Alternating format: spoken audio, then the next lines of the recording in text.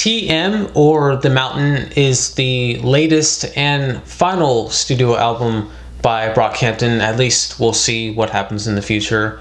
But this album came completely out of surprise. The Family was released November 17th. I think we all thought that that was going to be their final album. That's how it was advertised. And then later that day, I don't know actually when the announcement came out, but I found out sometime in the afternoon that The Mountain would be dropping that night, and that would actually be their final album. And that honestly makes me really happy, because on the whole, I did actually enjoy The Family. I thought it was good. I thought it was solid. But it's basically just a Kevin Abstract album. It was sort of just his way of saying goodbye to the band.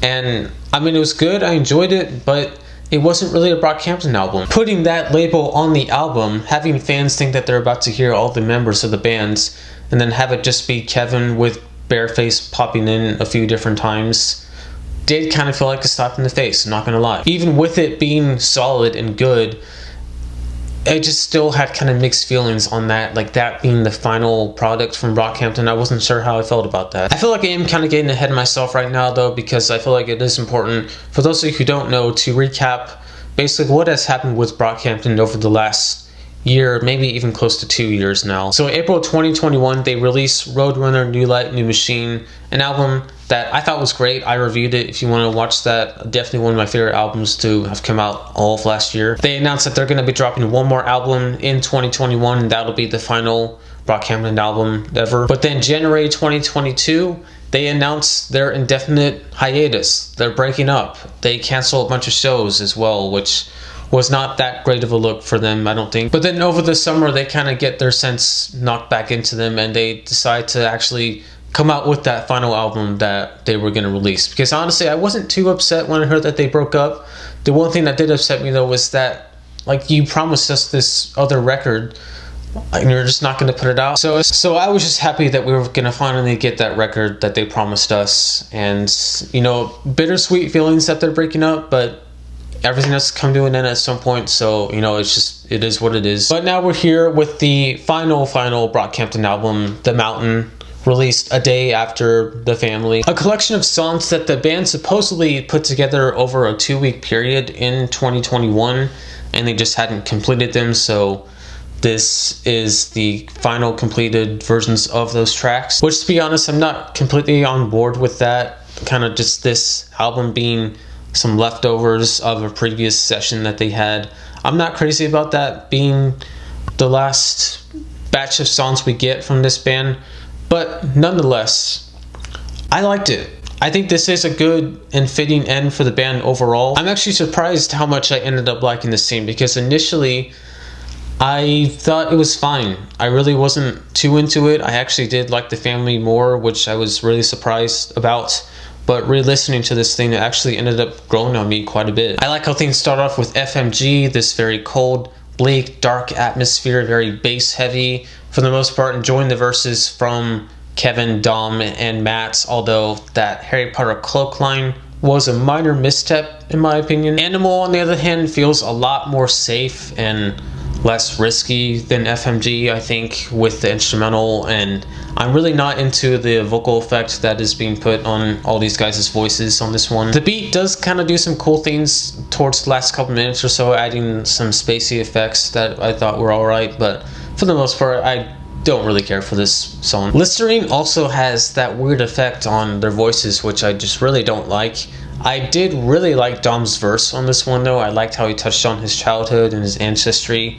Easily my favorite part of the song, because the rest of it I didn't like, especially the chorus, which I kind of found to be annoying. I like the acoustic guitar loop we hear on the next track, New Shoes, and how it kind of just comes in and out throughout the rest of the song. Kevin starts things off with this really fast-paced flow. For me though, easily Merlin's verse was my favorite in the song, and I just really liked all the ad-libs he did. I thought that was all really funny. Keep It Southern is a shorter one. It's actually the shortest one on here, but I still quite like it, and I like Kevin in his verse touching on his sexual proclivities and sort of how his sexuality has been interpreted in different places that he's gone to. And I really like when we go back to the chorus at the end of this song and the bass really intensifies and there are these kind of abrupt bursts of horns that sound really nice. And then we have Man on the Moon, which I only have one thing to say about this song.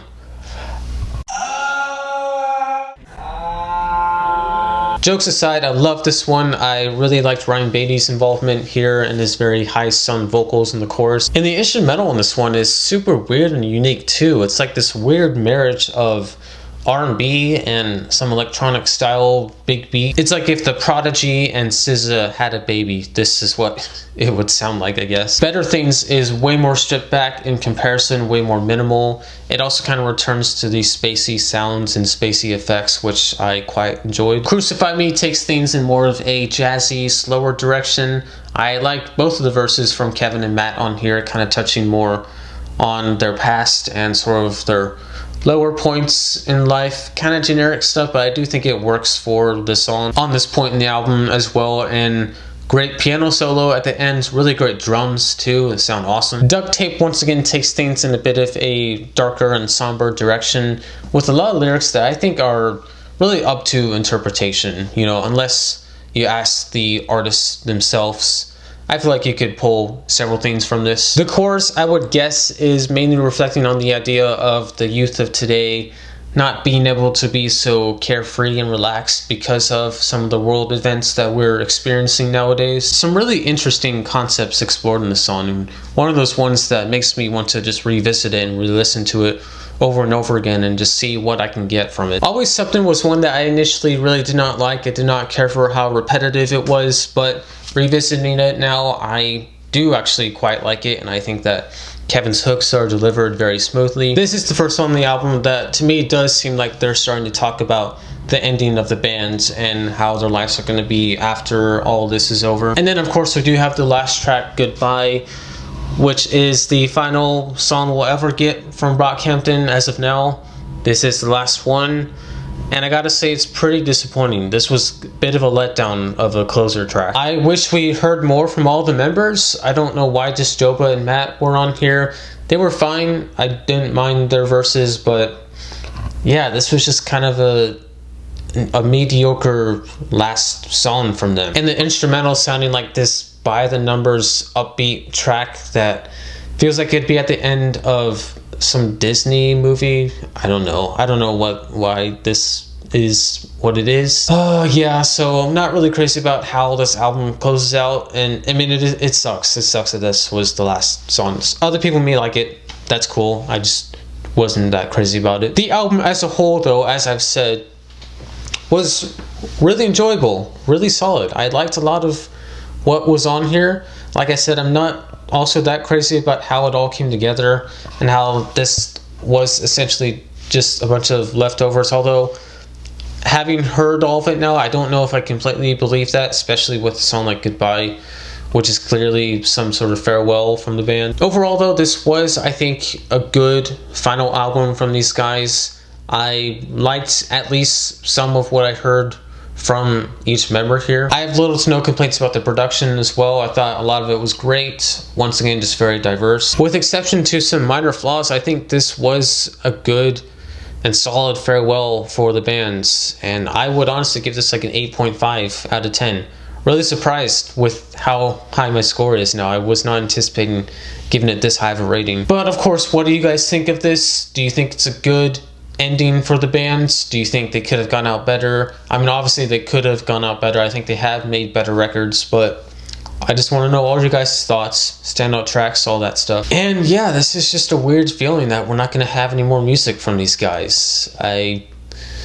It's bittersweet. It's sad, but I'm also excited to see what they all do as solo members in the future. I'm sure down the line at some point they will reunite as well, whether it is making a project or some sort of live performance. I'm sure this won't be the last time we see any of the members together or hear them together. It's been an interesting journey though for me with this band, with Brockhampton. I can't recall the first time I did hear Brockhampton, hear any of their stuff, but it was around the release of Ginger was kind of when I started to pay more attention to them and what they were releasing, coming out with. So I was somewhat late to sipping the Brockhampton Kool-Aid, but You know, I've been with them for a few years now, and it's been mostly good. Not much to complain about with them. I like a lot of their stuff, and yeah, I wish luck. Any of you Brockhampton members watching this right now, good luck with your future endeavors, and I look forward to hearing or seeing whatever you guys do in the future. And thank you just for all the great music, great videos, great interviews, all of it. It's been a lot of fun. But I'll sign off for now. Thank you all for watching, and peace out. Merlin!